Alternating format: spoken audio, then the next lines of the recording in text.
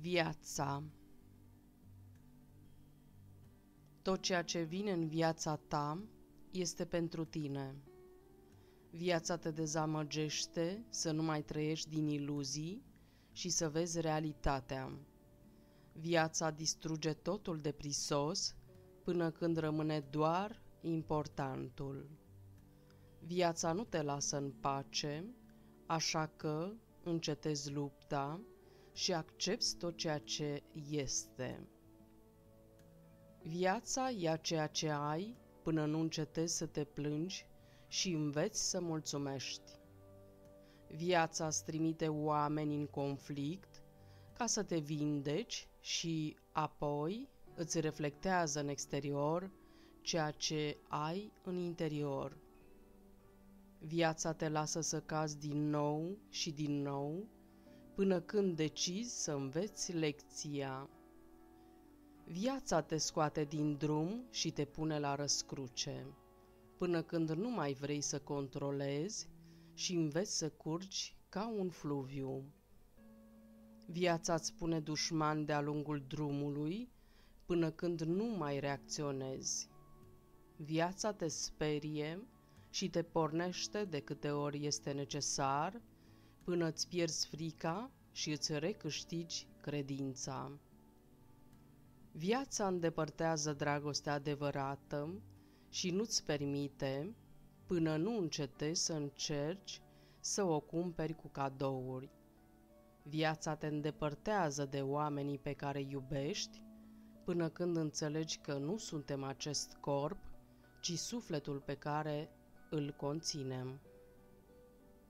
Viața râde de tine de atâtea ori, până când încetezi să iei totul atât de în serios și să râzi de tine.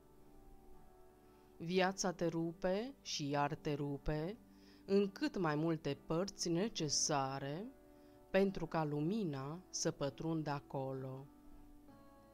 Viața te pune să te confrunți cu rebelii până când încetezi să încerci să-i controlezi.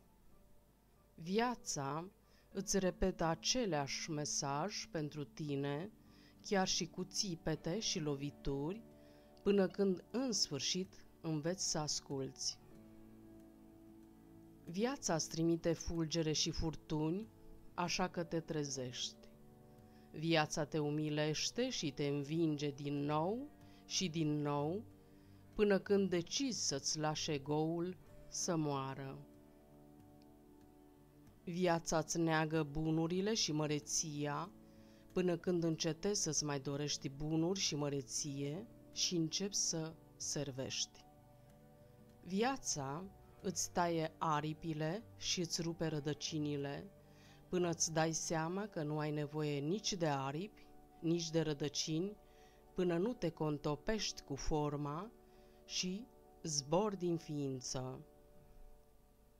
Viața îți neagă miracolul până când înțelegi că totul este un miracol. Viața scurtează timpul, așa că te grăbești să înveți să trăiești. Viața te ridiculizează până nu devii nimic, până nu devii nimeni și astfel vei deveni totul. Viața nu-ți oferă ceea ce vrei, ci ceea ce trebuie să evoluezi. Viața te doare, te chinuie, până îți părăsești capriciile și chinurile și îți mulțumești că respiri. Viața îți ascunde comori până când începi călătoria, până când ieși să le cauți. Viața te neagă de Dumnezeu până când îl vezi în toată lumea și în toate. Viața te scurtează, te rănește, te îndepărtează, te rupe, te dezamăgește, te crapă, te separă, până când numai iubirea rămâne în tine.